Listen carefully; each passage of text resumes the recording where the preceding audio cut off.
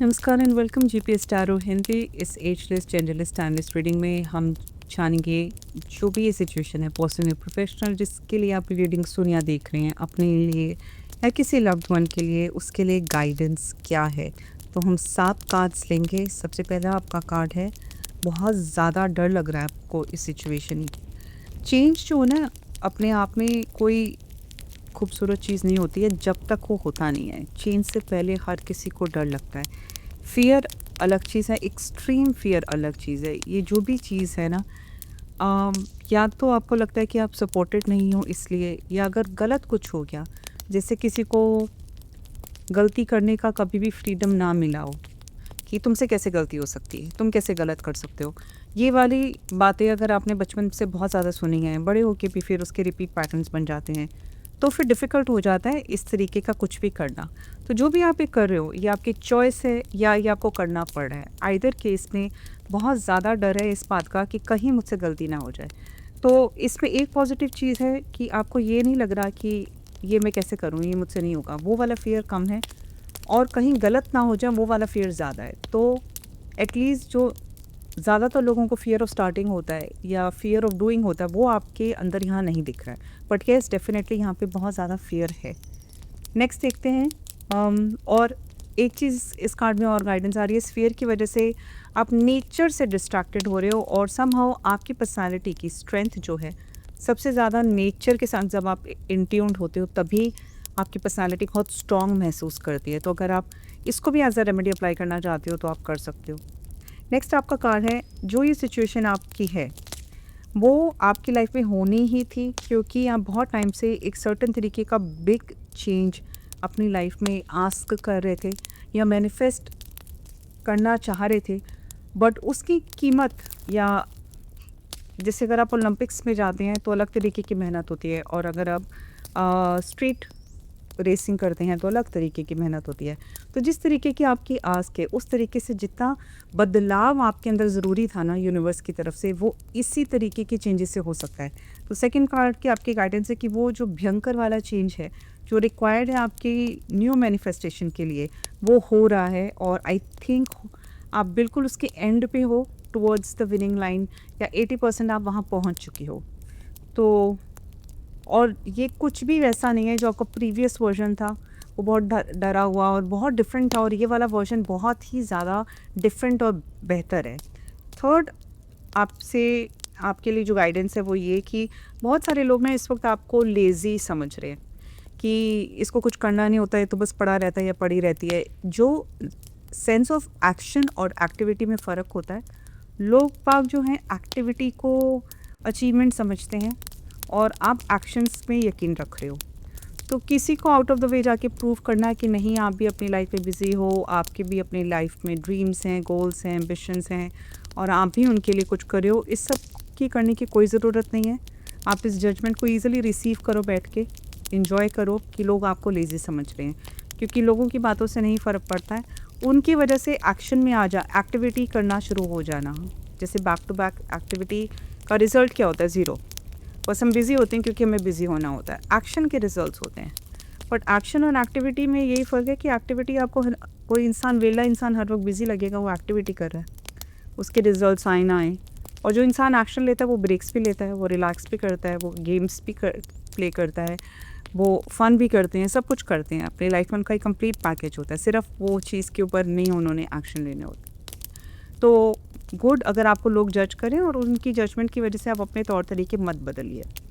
Next आपके लिए जो फोर्थ कार्ड यहाँ पर है, किसी तरीके की आपको पार्टी में, गैदरिंग में इनविटेशन मिलने वाला है, किसी जगह आने का बुलावा आपको मिलने वाला है।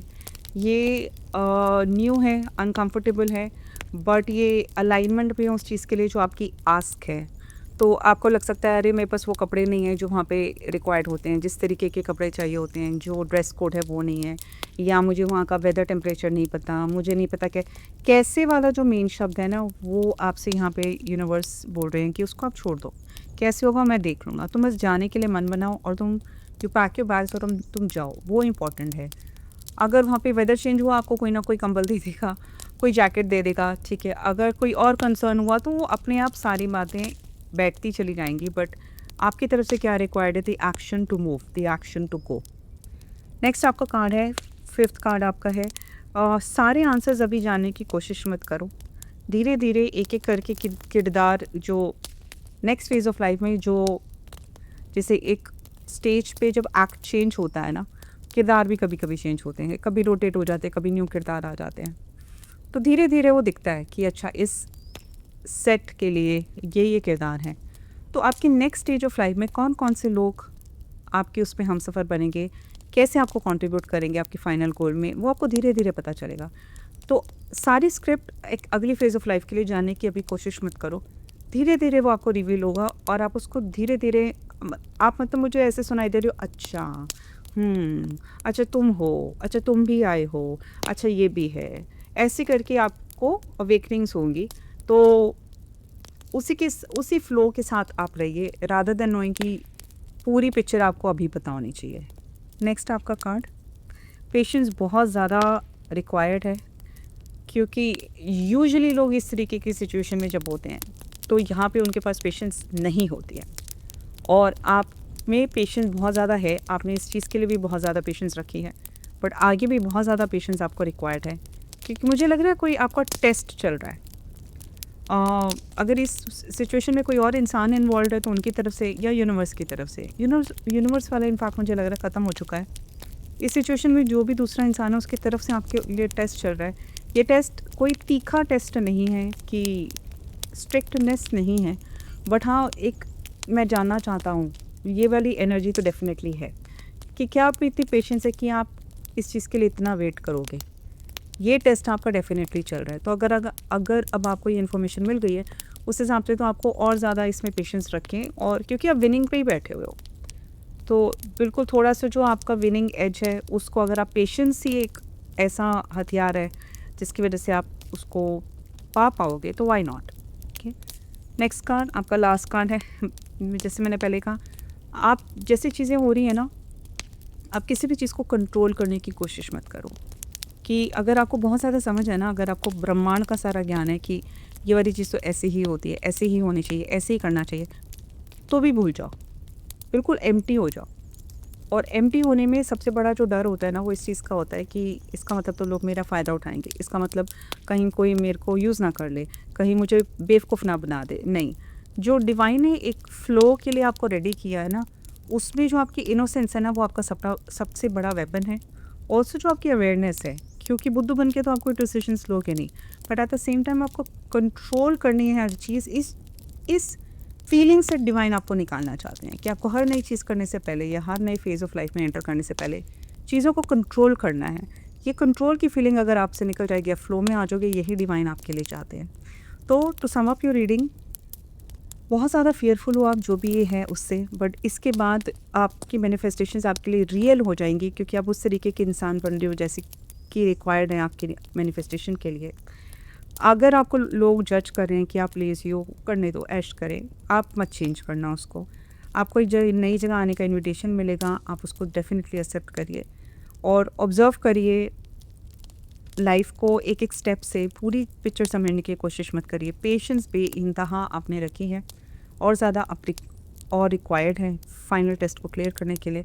और लास्ट कार्ड जो आपका है वो है, यूनिवर्स ही आपसे ये चाहते हैं कि आप कंट्रोल की भाव ना छूटे, आपकी पर्सनालिटी से वो तोड़ देना चाहते हैं कंट्रोल को, और फ्लो की एक्सेप्टेंस को लाना चाहते हैं, क्योंकि फ्लो में मधुरता भी है, सौंदर्य भी है, अवेयरनेस भी है, और रब गिरने नहीं देगा। ठीक है, ये वाली बात तो है, क्योंकि जो भोलापन सादेपन से सरेंडर में हम करते हैं, उसको हमेशा यूनिवर्स की बैकिंग एंड सपोर्ट होती है।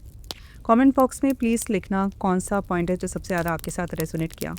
टाइमलेस एजलेस रीडिंग है, तो please like share subscribe comment claim the channel.